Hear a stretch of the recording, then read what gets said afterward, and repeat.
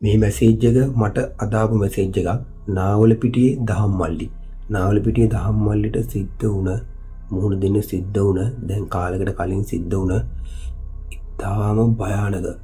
ඒ වගේම ඇඟ කිරිපොලා යන සිද්ධියක්. ඉතින් බලමු දහම්මල්ලි මට එපු වොයිස් එක සහ දහම්මල්ලි මට එපු වීඩියෝ එක මොකද්ද දහම්මල්ලිට මුහුණ දෙන්න සිද්ධ වුණ සිද්ධිය කියලා.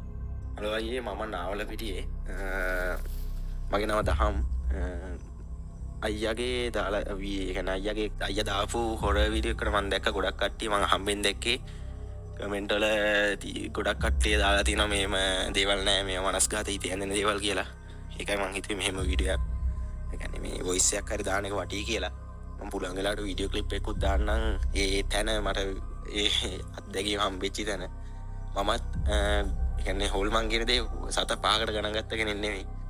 يعني මම දැනටත් මම ලොකු විශ්වාසයක් නැහැ ඒ දේ දැක්කා වුණත් දැන් තමයි මට සාමාන්‍යයෙන් දැක්කාම ටිකක් අර හිත ඒ පැත්තට පොඩ්ඩක් හැදිලා තියෙනවා මේ වගේ දේවල් තියෙනවා গুপ্ত දේවල් කියලා ඉවරලා ඒ වුණාට මම ඒ කාලේ ගොඩක්ම මොකද මේ මම නිතරම කියන්නේ මම නාවලපිටියේ මම දෙකින්ද ටික ගමේ අයියේ විස්තරය කියන්නේ මේ මම දවසක් කොහම හරි ගිය අවුරුද්දේ අන්තිම මාසේ වගේ අන්තිම මාසේ මුල වගේ මම යාළුවෙක් එක්ක නුවර ගියා බර්ත්ඩේ පාටි එකකට බයික් එකේ ගිහිල්ලා එනකොට තමයි සීන් එක උනේ කොහම හරි මම පාටි එක ඉවරලා ඉදි පාන්දර 2ට විතර ඇති මම යාළුවා ගම්පල එයාවත් ගම්පලින් දාගෙන නාලපිටියට ආවා නාලපිටියෙන් මම හපුව ඇතුළට එන්න ඕනේ ඒ දෙකින්ද ඒ කියන්නේ මේ ගම පැත්තට එන්න ඕනේ මම කිලෝමීටර් 8ක් අහපව් ගෙදරට මම එනකොට තමයි සිද්ධි වුණේ මම නාලපිටින් ඒ හන්දිනුත් ඇතුළට දැම්මා අයියේ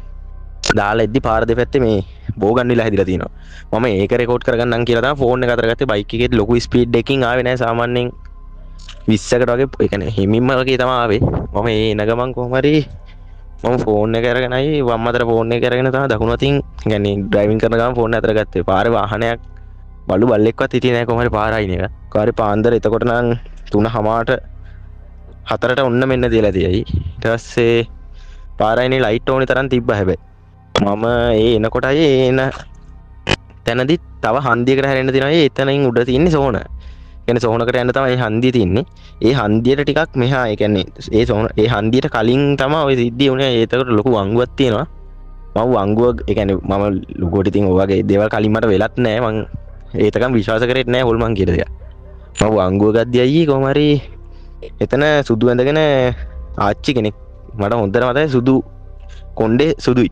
එන ආච්චි කෙනෙක් තමයි හිටියේ මට ඒක එච්චර ගාණක් ගියේ නෑ මොකද ඉතින් සුදු ඇඳගෙන හිටියා කියලා අර පොඩ හිත ගැස්සුණා පාන්දර හින්දා ඒ උනාට ලොකුවට ගාණක් ගියේ නෑ ඊට පස්සේ ඉතින් තමයි මට මතක් වුණේ ඉතින් සාමාන්‍යයෙන් ගමනක් යනවා නම් බෑග් එකක් හරි තියෙන්න බෑ එහෙම මුකුත්වත් නැතුව නිකන් සාරි පොට එක අතකට උඩින් දාගෙන හිටියා වගේ තමයි මතක එහෙම හිටගෙන මේ ඒ කියන්නේ ඇඟවත් ඇඟිල්ලක්වත් හෙල්ලුවේ නෑ හැබැයි S2 කරකවලා මන් දිහා බැලුවා ඒ කියන්නේ බයික් එකේ යන ගමන් හිටියේ මම ෆෝන් එක ඒ කියන්නේ වීඩියෝ කරන්න අතර ගත්තා විතරයි තමයි ඒ වංගුව ගද්දිම තමයි වීඩියෝ කරන්න ෆෝන් එක අතර ගත්තේ එතකොටම තමයි හිටන් හිටියේ මට ඊට පස්සේ ආයි වීඩියෝ කරගන්න මානසිකත්වයක් තිබ්බේ නෑ මං කොහමද අර හන්දියටම ගිහිල්ලා මං ආයෙ හැරෙව්වා මේක මොකද්ද එයා ඇත්තටම කෙනෙක් නම් එයා හිතන ආපහු ඉන්න බෑ කියන්නේ ඇත්ත මිනිස්සෙක් න මං ඒකින්ද ආපහු හැරෙව්වා අරවගෙන ඉවරලා යද්දි එතන කවුරුත් හිටියේ නෑ අයියේ ඊට පස්සේ ඒ පාර තමයි පොඩ්ඩක් හිත ගැස්සිලා දැන් නම් මට තේරෙනවා ඉතින් ආයි කතා දෙකක් නැහැ මේ පොල්මනක් තමයි හිටියේ කියලා මට හිතුණා ඒත් එක්කමයි එතන මේ ඒ කියන්නේ ලයිට් එහෙම සාමාන්‍යයෙන් නිකන් ලයිට් එකේ එළිය නිකන් අඩු වුණා වගේ සීන් එකක් වුණා අයියේ කියන්නේ එතන එයා හිටියේ ලයිට් කණුවක් මුල ගෙලින්ම ඒ කියන්නේ වංගුව ගන්නත් එක ලයිට් කණුව මුල තමයි හිටියේ හොඳට ලයිට් එකකුත් දාලා තිබ්බා මේ අර ඊට පස්සේ කොහොම හරි නිකන් ලයිට් එක පොඩ්ඩක් දිම් වුණා වගේ වුණා ඊට පස්සේ ඉතින් මම ඒ කියන්නේ ෂුවර් නේ මෙතන අනිවාර්යෙන් හොල්මනක් හිටියේ කියලා ඊට පස්සේ බයටත් එක්ක ආයෙ හරව හිටියේ නැහැ කෙලින්ම ආපහු ටවුන් එක පැත්තට ගියා අයියේ. එතකොට සිකියුරිටි කෙනෙක් හිටියා ඒ කියන්නේ මේ මොකක් හරි ෂොප් එකක යා සිකියුරිටි කෙනෙක් සාමාන්‍ය අවුරුදු 55ක විතර කෙනෙක් ටිකක් වයසක ටැමිල් එක් කෙනෙක් සිංහල පුළුවන් මම ගිහින් ඉවරලා කතා කරාට පස්සේ යා කිව්වා මේ වෙලාවට ඉතින් සාමාන්‍යයෙන් ඔය පාරේ කොහොම දේවල් තියෙනවා ඔයා තනියමත් ගියපු හින්දා තමයි කොහොමද අනිත් ඒ උනේ මේ මම ඔය පැත්තේ හිටියන සමහරට මටත් වෙන්න තිබ්බා ඔය පැත්තේ යනකොට පොඩ්ඩක් පරිස්සමෙන් යන්න මේ එහෙම කියලා තමයි එයාත් කිව්වේ. මම එතකම් විශ්වාස කරේම නැහැ. කොහොමත් මං ඉඳන් පස්සේ කොහොමද රෑ ගමන් ගියෙත් නැහැ ඒ වගේ වෙලාවට. කොටිම මේ ටවුන් එකට මං ඕනි තරම් ওই පාන්දර ගිහින් තියෙනවා කියන්නේ මේ යාළුවෝම ගණ්ඩ ඔයට පාටි වලට ගිහිල්ලා එහෙම ඕනි තරම් ගිහින් තියෙනවා. ඒ වුණාට මේ ඊට පස්සේ මං නැවතුවා එහෙම ඒ පාන්දරට යන එක. ඒ තරමටම බය වුණා කොහොම හරි. අදටත් පාන්දරට නම් ගිහින් නැහැ. සාමාන්‍යයෙන් ওই කතාව දෙතුන් දෙනෙක්ම කිව්වා. හැබැයි මේ ඒ කට්ටියට මේ ළඟකදී හොම වෙලා නැල්ලු. එන සාමාන්‍ය අවුරුදු 5කට 8කට වගේ උඩදී තමයිලු ඒ ඔක්කොටම වගේ වෙලා තියෙන්නේ. ඊට පස්සේ උනාමයි ඔය මට තමයි උනේ. හැබැයි එදායින් පස්සේ ආයෙ වෙන කාටවත් වෙලා තිබෙත් නැහැ. මම මේක ඒ කියන්නේ සාමාන්‍ය මාසයක් විතර යනකම් කාටවත් කිව්වේ නැහැ. ඊට පස්සේ මට හිතුණා යාළුවෝ ටිකට කියන්න ඕන කියලා මම උන් ටිකටත් කිව්වා. ඊට පස්සේ උනුත් කිව්වා මේ අර යට වුණා මෙහාට වුණා දැන් අවුරුදු ගානකට එහෙම එහෙම තමයි කිව්වේ. මේ කොහොම හරි එතනින් පස්සේ තමයි මේ පටන් ගත්තේ විශ්වාස කරන්න හොල්මන් ඉන්නවා කියලා. මම ඒ කියන්නේ ඒ වෙලාවටයි දැන් මෙහෙම අහනවා වගේ නෙමෙයිනේ ඒ දැක්ක වෙලාවට එහෙම ඒ තැන වෙන ඒ කොයි එහෙම නෑ කියන කට්ටිය හිටියනම් එහෙම මූණ දෙන්න තිබුණා. මොකද මාත් හොල්මන් නෑ කියලා තමයි හිතන් හිටියේ. ඒ වුණාට ඒක දැක්කට පස්සේ තමයි මේ ඉතින් කොටින්ම ගොත් කකුල් දෙකේ ඒ කියන්නේ හිරි ගඩු පිපෙන තරමට ඒක බය වුණා. මොකද එයාව මුලින්ම දැක්ක වෙලාවෙ නෙවෙයි අයියේ බය හිතුනේ. මං ආයේ හරවගෙන ගියා මේ ඉන්නවද කියලා බලන්න. ඒ වෙලාවට තමයි මට හොඳටම බය වුනේ. මොකද සාමාන්‍ය ওই වයසක කෙනෙක් හරි කමන්නේ එයා කොහේ හරි ගියා කියමුකෝ. ඒත් පාරයින කර ඉන්න බෑ. මොකද අයියේ මං ටවුන් එක පැත්තට ගියේ. කවුරුත් පාරක නැති වෙලාවක තනියම එහෙම ඉන්නකොට මට පොඩ්ඩක් මුලින්මත් පොඩ්ඩක් බය හිතුණා. මොකද සුදු සාරියක් ඇඳගෙන ඉන්නවා කියන්නේ ওই වෙලාවට මට කිලිම හිතට ආවා දැන් හොල්මනක් දන්නෙත් නැහැ කියලා තමයි මං හැරෙව්වේ.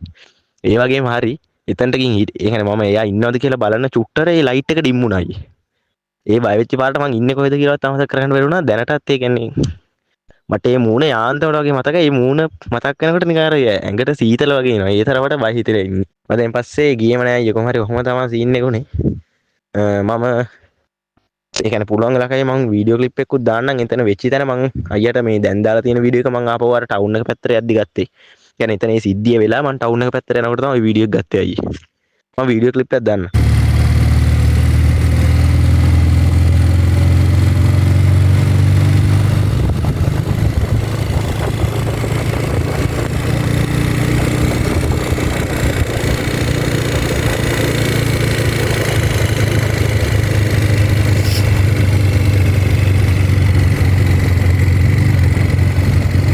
කොහෙද ඉන්නේ?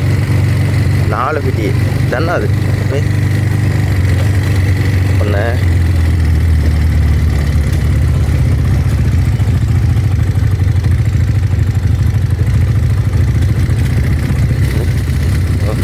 එනවා.